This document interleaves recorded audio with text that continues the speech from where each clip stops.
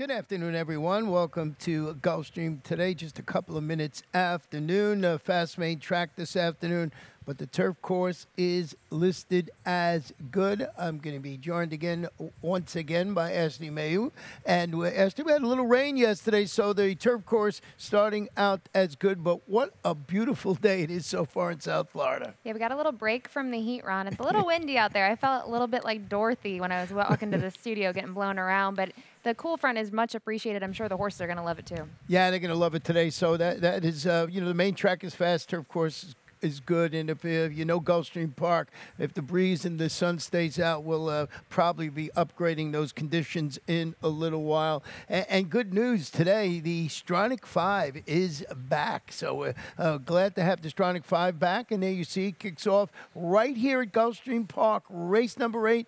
4:50 p.m. We got two in the, Ashley, two of our races and two from Santa Anita and one from Golden Gate. Yeah, I wish our friends at Laurel Park were joining us, but it's the Golden State and the Sunshine State for this sequence, and it's nice to see it return after a little bit of a hiatus. Yeah, and industry low 12% takeout, and as Pete calls it, overlay city. So certainly we'll be playing that a little later on this afternoon. Very rarely does it kick off at Gulfstream Park. As you mentioned, Laurel not involved for the next week or two. With that said, we got all that taken care of. We'll go into the Friday card in the first race on the turf at 5 furlongs. Claimers, fillies, and mares 4 and up. $16,000 jockey change on the 3. I believe it's MSCL Jaramillo. And let's take a look at your early pick 5 ticket. I had to change my structure a little bit, Ron. There was a scratch in race 4 that affected my ticket. So instead of singling in race 2, I went too deep. But in this first leg, I spread in here. I thought the 6 Swirling Candy first off the claim is going to be tough, but I found some interest to the 2 runners to her inside. Like I mentioned, race 2, I think Systematic, the horse on the rail, is the one to beat. But I did toss another runner in there. From there, kind of looking at the third race in the sequence, it's Maidens going 7 furlongs on the dirt. I used 2 horses in this spot, and then again, kind of similar in race 4. I do like the 1 Smack on the cutback. It's my top pick in there, but I like the 3 as well. And then to kind of round it out, I'm going to spread. So hopefully I'll get to race 4. I'll feel pretty good by race 5 then, Ron. Yeah, well, race 4 today, if it's a 9-race card, is where the Rainbow 6 will kick off this afternoon. So a good ticket for you, early pick 5. Yeah, and you're absolutely right. Probably the one to beat in here is the number 6 Swirling Candy. And, maybe I didn't, respect this horse enough to put it on my ticket this afternoon. But a good trainer, and he does really good first off the claim. Yeah, I think we have a stat for Jorge Delgado that we can show on the screen right now, kind of looking at that. First off the claim, he's 24 for 90, so 27%. We see 51% in the money, that ROI of 236. It says the past 5 years, Ron. I actually don't think Jorge's been here for a total of 5 years, so a little lesser on that, but very impressive numbers nonetheless. Yeah, you can, go down. He's probably been here the last couple of years. He does an excellent job. And, broke from a tough post last time out, post 11, got a little leg weary in the stretch, probably the right one. But as you said, those 2 horses to the inside, I was really interested in the 5 Fightress. I was trying to get a little bit of a price in this opening leg. And this one, a reclaim by Alfredo Cesares, is hoping to bounce back, for these familiar connections after making that 4-wide bid to finish 7th in her most recent outing at this level and distance. I'm of the opinion that this horse is way better than that last race may indicate. Hector Berrios is going to be in the saddle. So it was just a play with me that I thought maybe I can get a little bit of a price in the opening race. Yeah, the claim back is always intriguing, and I did like this horse underneath, and they're all exiting that same key race here on the 7th of March. That was race 8. I thought the performance, it was okay, kind of underrated a little bit in that spot, or not really looked at by the betting public. It was beaten by 4 1/4 in the end. The one to the inside today, Aficionado, finished 2nd in that race. But Fightress, the claim back, I just have to think they know that they like this horse a lot, was worth going back in for the $16,000, and now staying again at that $16,000 claim tag today. You mentioned the 4 Aficionado, the French bred, 4th behind Fightress, a couple of starts back, renews the rivalry, finished a 5-wide second, beaten a half length at this level last out for 1 Avila, who's got 2 in the field. He's actually got the 3 Don't Believe Her in here, and this one will be ridden by Leonel Reyes. So I just thought maybe this horse, like you did, have it in second, could be right there. Yeah, kind of looking at the most recent starts, I think kind of looking at December onward, had those 2 sprints most recently, now third time sprinting in a row. For me, the big concern here is just the record at Gulfstream Park, just 1 win from 10 starts over the turf course. You see those 4 runner-up finishes, so that's why I kind of use this one underneath here. Obviously going to take more play and respect than last time out. I just thought Swirling Candy might be able to get the job done first off the claim. Well, let's go to race number 2. We're going to continue to be on the good turf course and stretch it out to the mile in the 16th. These are state-bred fillies and mares, 3-year-olds and upwards, 6 in the field. And you touched on the number 1 Systematic, who's stretching out to the mile in the 16th today. Going to go back and revisit this horse's last race. I thought it was a good performance. You're going to see it at the top of the stretch. He's the number 4 that day. And just a nice ride. Slips through on the inside and really runs well, but cannot reel in. You see that 5 horse in there, and that's causing a hullabaloo. Who's the 4-5 favorite that day. So just off that performance, just fighting back, would not give up, and just could not reel in the favorite last time out. Got a really nice trip. Almost thought this horse was going to get there. I believe I had it on top last time. So that is Systematic from George Weaver. Yeah, for me, that performance, I think a replicated performance today probably puts this one in the winner's circle now, just stretching out slightly. You see the 7.5 to a mile, now a mile and a 16th. Could have used that extra 16th, I think, last time out. Might have made the difference, but just missed by a neck.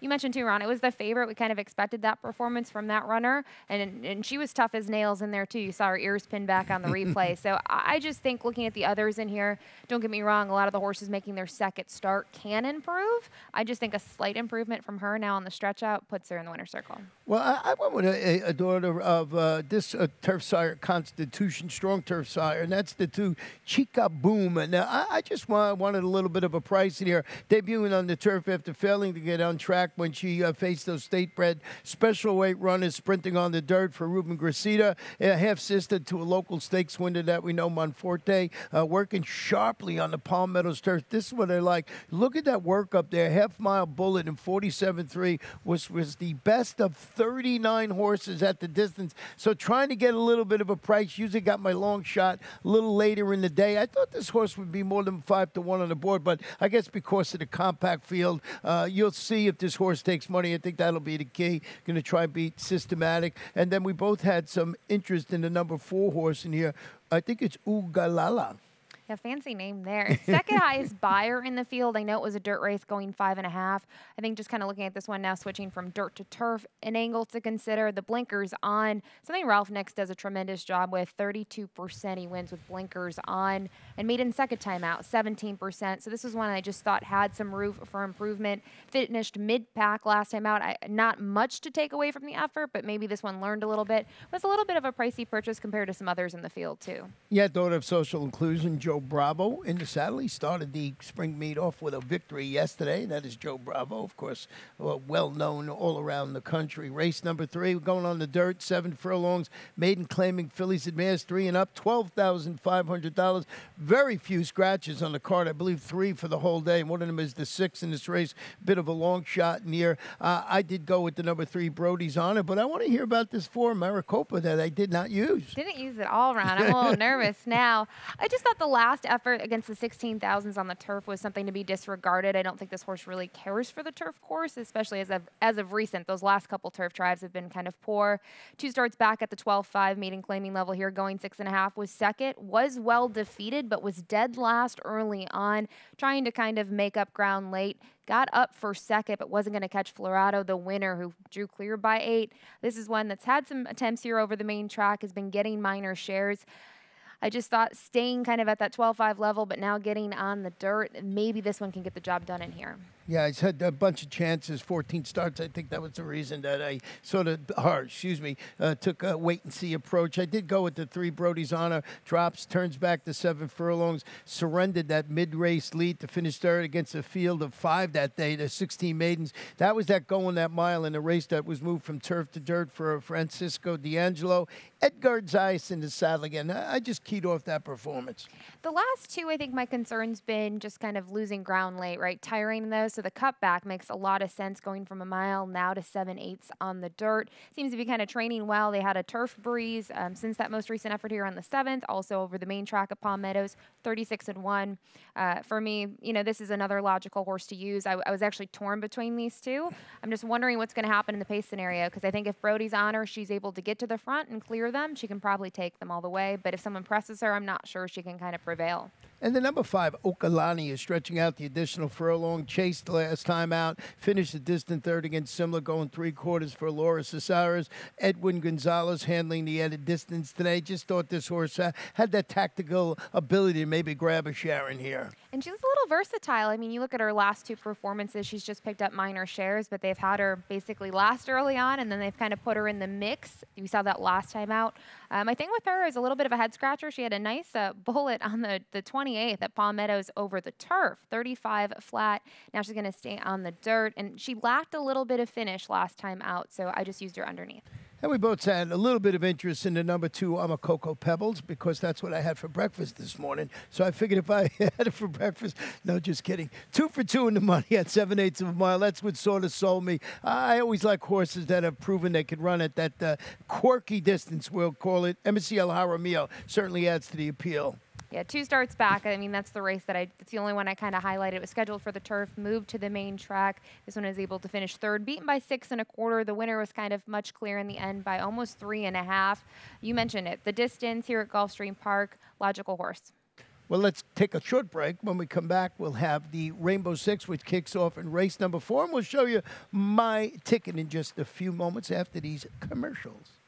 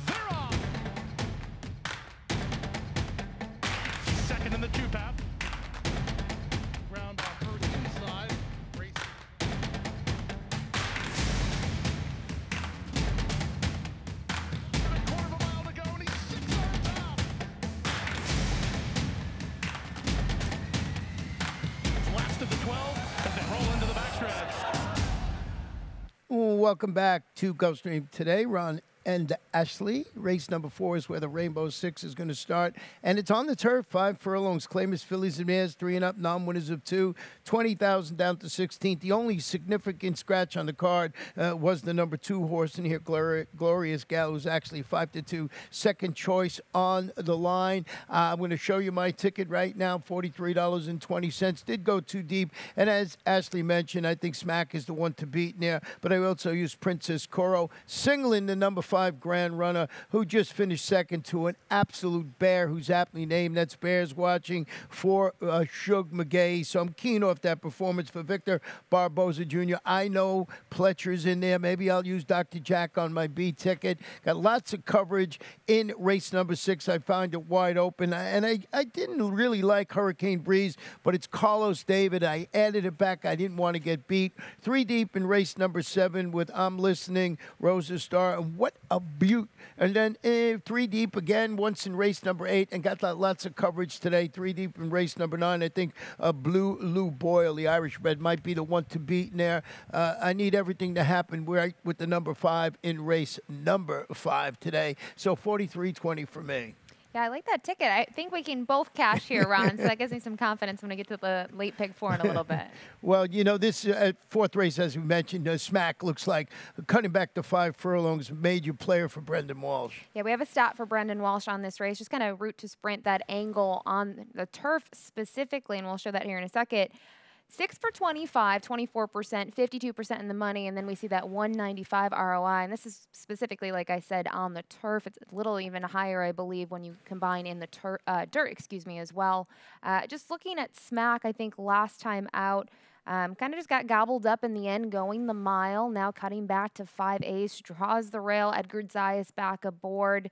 A lot to like about this one. Yeah, and it turned out to be a pretty good race. Fourth behind a pair of next out winners in that race for Brendan. Edwin Gonzalez returning, previous winner at the distance, so it's not just a guess that this horse could handle the 5 furlongs. Well, we both had the number 3 Princess Coro in second, who's going back to the turf after following her $25,000 maiden victory. That was going 5 in the grass back in December. Comes back and runs third in a comeback performance on the main track at 5.5 for Juan Avila.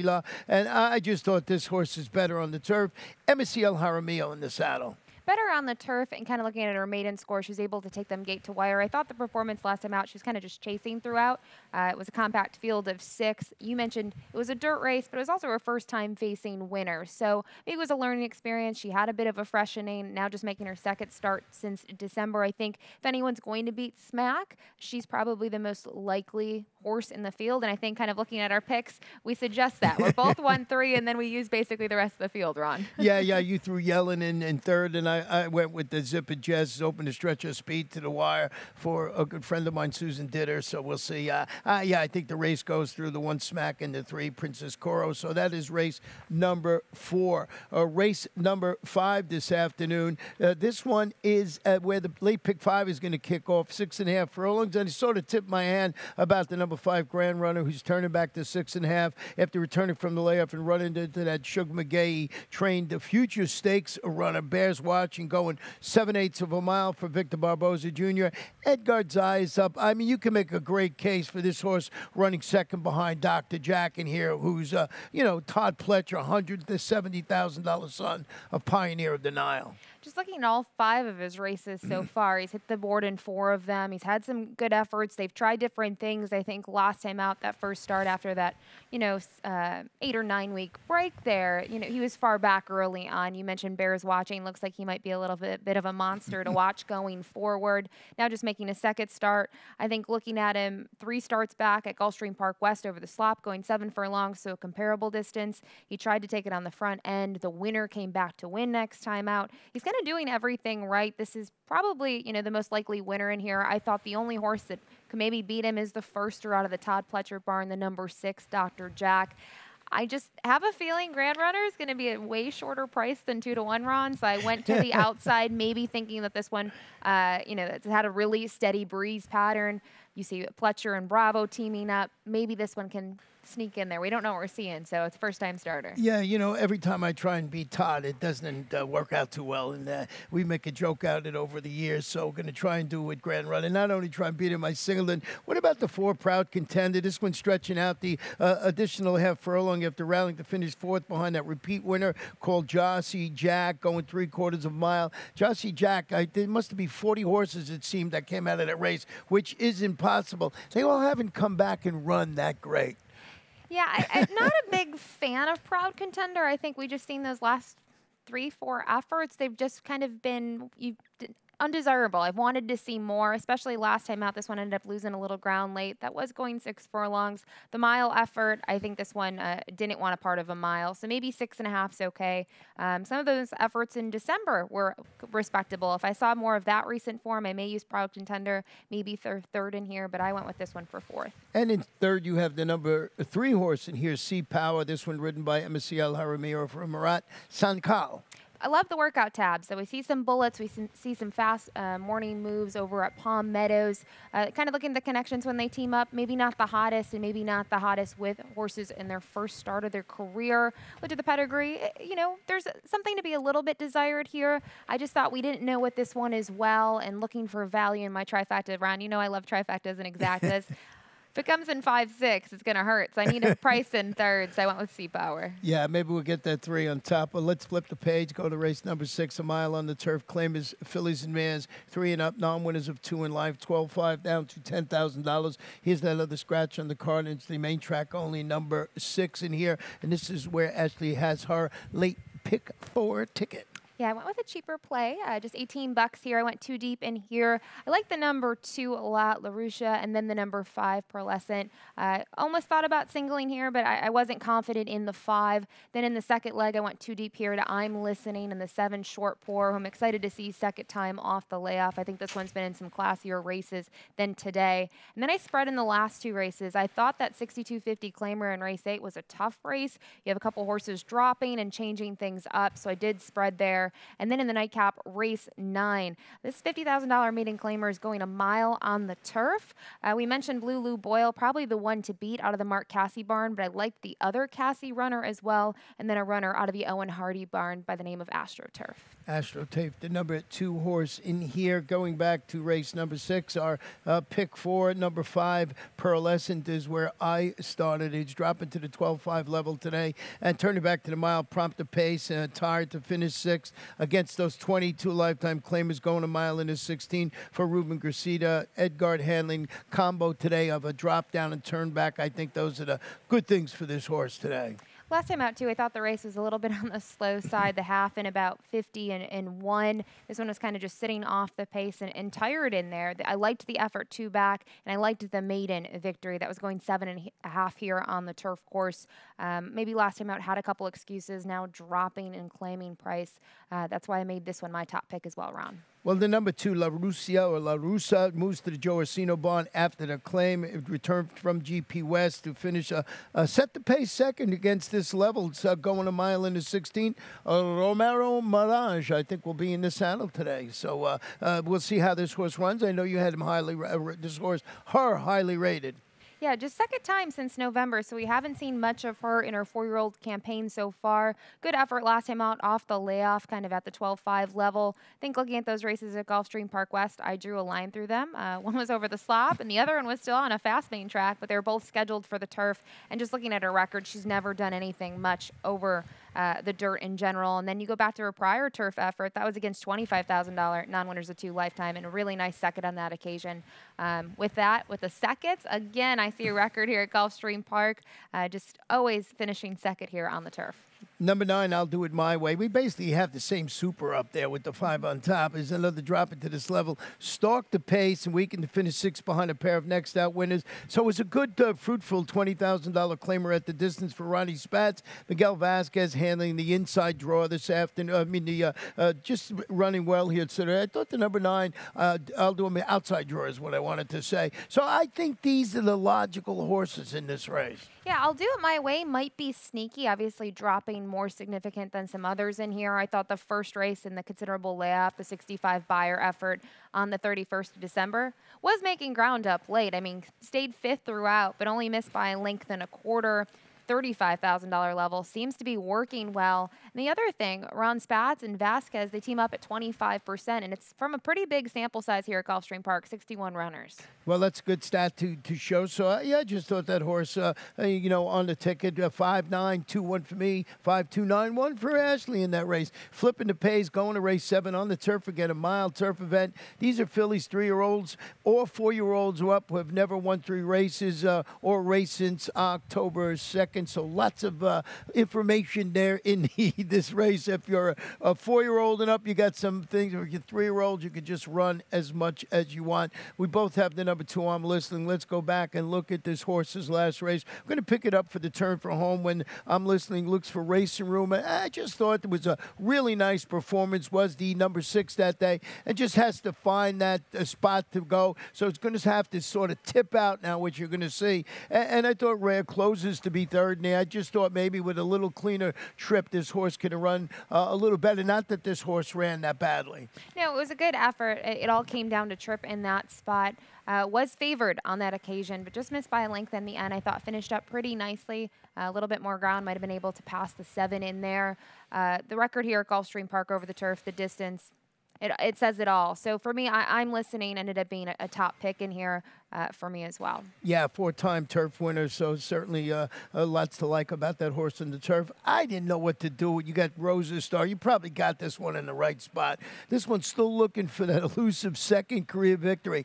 Check this out. 39 races, 1 second, 1 win, 10 seconds, 7/3 tries. These condition claimers had that speed last time out. Edwin Gonzalez rides. Is today the day this horse gets that next victory? We'll see. You were talking about when you don't use Todd Pletcher, he wins. This is one of those cases. I won't use this horse on the top spot, and maybe we'll get the second win and lucky number 40. I mean, the effort two-back probably should have won the race in the end and missed by half a length, and kind of had to battle it out a little bit. It was a good effort. Last time out, tired. I think maybe getting back to the $35,000 level will help somewhat, but the record, it was a little bit of a turnoff. Well, the number 7 horse in here, Short Pour. One of the things I really don't like them. I like those long pours. You used this one second on your ticket. I did. I thought the effort off the layoff coming out of the Aqueduct race and then coming here on the 25th of February was pretty strong. I mean, did make the lead late and tired just a little bit. Finished third, beaten by 2 lengths. Now I'm excited to see this one now a second time off the layoff. And just looking at those races over the summer at Saratoga, Belmont in the fall, tough groups. I mean, had that nice win at Belmont. That would have been about 4 starts back in September. Seems to kind of be close to the pace no matter what, maybe a handful of lengths off of it. I think that's maybe a good spot to be in, and I like the Joe Bravos climbing aboard. Yeah, for trainer Mark Hennig, the number 1 horse in here, we both have in third. What a beaut. Going to depart from the rail first start since facing tougher, going a mile on the turf here during January from our Cassie Edwin Gonzalez atop this Beauchois mare. So I know a horse that does run well. It's a pretty nice race. I'm listening. It looks like the one to beat, but as you can see, there's a couple other ways you can go. Yeah, I think in this sort of race, when you're maybe putting together a tri or super, you kind of got to spread a little bit later on in your ticket, because I think it kind of becomes a race where everyone's kind of on the even playing field for maybe second or third. Well, we'll go to race number 8, and this is one of the races in the Stronach 5. Actually, the kick opens it up. This is leg A, I believe, in here. 6 furlongs claimers, 3 and up or 4-year-olds and up who have now won 3 in life, $6,250. You started it off with number 5, I Kickin', who's stretching out to the 3/4 today. Yeah, 3 starts back. He was in for that 12-5 tag, and that's what they picked him up for. Finished third in there as the favorite. But then in his first start for the barn against those non-winners of 2 lifetime, had a nice win. Arad Ortiz was aboard. Favored again most recently as well. A little disappointing. I kind of fell flat in the end and didn't have that kind of extra gear that we saw 2 starts back when he picked up that second lifetime win. I just thought in this race it was the 1 or the 5, and I had some concerns about the 1, so I went to I Kickin'.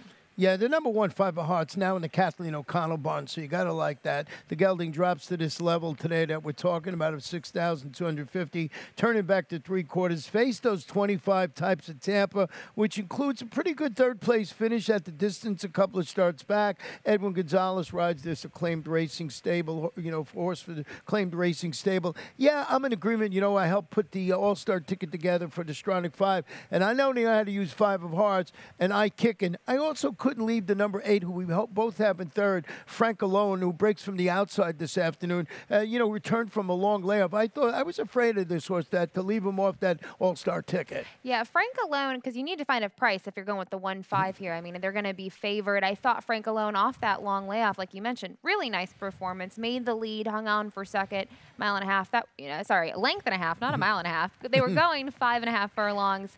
I just thought second time, as long as he, kind of stays there and maybe make a little bit of an improvement, would put this one in the hunt. You just wonder, you would think second time off the layoff, this one could improve, but it was a long layoff, so we'll see, and hopefully this one doesn't kind of take a step back. Yeah, trained by Ronnie Spatz. Miguel Vasquez handling the outside draw, actually finished in front of I Kickin' last time out. We're going to wrap up the 9th race here today, mile on the turf. Maiden claim is 3 and up, $50,000. Also part of the Stronach 5 this afternoon. And we both have the number 3, Blue Lou Boyle, the Irish bred, on top of our ticket. Let's go back, and we're going to pick this race up just before the 8th pole when Blue Lou Boyle duels to the wire. Just thought it was a good performance. Did not want to give up in here, and you're going to see as they come into the stretch, just a good performance, dueling with the 5 horse in here, Bazillionaire, and all of a sudden you're going to see, I think maybe he's going to get it done, and boom, wait, a little back. I think the jock dropped the whip in there. Is that what happened? I think that's what happened in that race. So Louis Saez just dropped the whip a little bit in the stretch, so we'll see how that plays out this afternoon. It looked like a good performance for this horse last time out. Definitely kind of had to battle it out throughout the race. It wasn't just kind of in the stretch. It was a hard-fought second. Could have resulted in a win just on the unlucky end of things. Prior to that, had a nice second. But that race was over a year before that most recent effort. That was in January of 2020. Missed by a neck. That was against Maidens Special Weight Company as well. So I like that Cassie's keeping this one at the same exact level. It looks extremely tough in my opinion. Well, what about the number 2? I know you have a highly rated, also have on the ticket, and that's AstroTurf, who's dropping to the 50 level today, turning it back for Ian Hardy. Yeah, kind of looking at the Tampa race, the maiden special weight, I think the 50 here is probably where you'd want to be. It's not still Maiden Special Weight Company here because I think there is a little bit of a difference, but the second start was much better than the first off the layoff. Finished third, beaten by 4 1/4. Was a compact field though. There was only 5 horses in the race. Some of those races do get the shorter fields there. I did actually like the race here at Gulfstream Park. Was back in 2020 against the state-bred Maiden Special Weight. Second, beaten by 2 1/4. I think my concern with AstroTurf, kind of always just hanging around. Isn't really kind of making a nice late move, not like a really strong move, kind of like we saw Lou Boyle really fighting it out. So for me, AstroTurf was this clear second choice. Maybe could get the job done today, but have a couple reservations about that. The number 1 light cruiser I split. I actually put AstroTurf a little further down than you did. It's coming back to 8 today, the mile, after rallying 4 wide to finish third. That was a good race. It was in pair in front of the next out winners. It was a 35 maiden test, going 8.5 furlongs for Lisa Lewis. Angel Arroyo named to ride today. I see this horse. I don't know what it is on the line. Oh, it's actually third choice on the line. I thought I was giving out a little bit of a price. I thought that this horse can run okay in this spot. I still think on the morning line, Ron, we may get a better price come post time just because of other horses maybe taking more place, such as the Cassie runner we already talked about. A light cruiser, 35,000 last time. It was a good effort. I think the inside draw is not a bad position for him, just seeing that he likes to be kind of forwardly placed. I just was, kind of looking at others at a bigger price on the morning line a little bit. But this one would be one that definitely scares me to leave out. Yeah, you have, I have in fourth, you have in third, Indoctrinate. So maybe this horse from Mark Cassie, excuse me, said you like the other Mark Cassie. Is this the one? This is the one, too. I mean, my concern with both the Cassies is they do have early foot. I think Lou Boyle just might be a little classier than Indoctrinate, but this one has had the lead in the last 2 starts here at Gulfstream Park and is tired late. So lacks a little bit of a finish. I think was not respected in that first start off the layoff. Took a lot more plays second time out. Now going to make that third start. Seems to be training pretty well since that most recent race. Well, that wraps up the 9 races for Friday with the fast main track and the good turf. And now we're going to go right into the lightning round. And we sort of tipped this out throughout the day that the Stronach 5 will be kicking off once again. And we got the Florida and California involved in this. Yeah, no Maryland, which is sad. I love Maryland. I know you do too, Ron. But it should be a good sequence overall. I know we have a couple races, Santa Anita, and then one out at Golden Gate. Well, talking about Maryland, there you see the sequence. As I mentioned, we got Leg A and Leg C this afternoon. Santa Anita, race 3 will be in there, along with our buddies at Golden Gate Fields. Yeah, I'm excited. I might have to actually play today. I think I'll have some time to maybe put a ticket together for once, so I'm excited. Well, we've had a lot of fun up at in Maryland, as you mentioned, doing the Preakness, and good to see that Laurel Park, the spring meeting, will be opening up on April 8th. They'll be running Thursday through Sunday. Good to see them back. Yeah, definitely. I like that they'll have those, 4 days a week. Will be nice to see them get back up and running. We have a couple days to wait off for it, but I could be patient, Ron. And then we have the Laurel Spring Spectacular, 7 stakes totaling $750,000. Now, there was a little bit of a change here. Yeah, it was supposed to be, I believe, on April 17th, and they've pushed it back a week, so that'll be on April 24th. But you mentioned 7 stakes, highlighted by the Federico Tessio, which we talked about earlier, the win and you're in for the Preakness. Yeah, win and you're in for Federico Tessio. If you win, you get a spot right in the Preakness. So great to see them back, and just love the people and the fans up in Maryland. Always have a great time up there. But we got some races around the country tomorrow with a lot of setting this up, what might happen in the Kentucky Derby, and one of those horses ran right here. And I wanted to ask you about Prevalence, winner of 2 races, going to be the Wood Saturday. Here's his last race, and just so impressive. This was such a professional performance, just sat off the pace.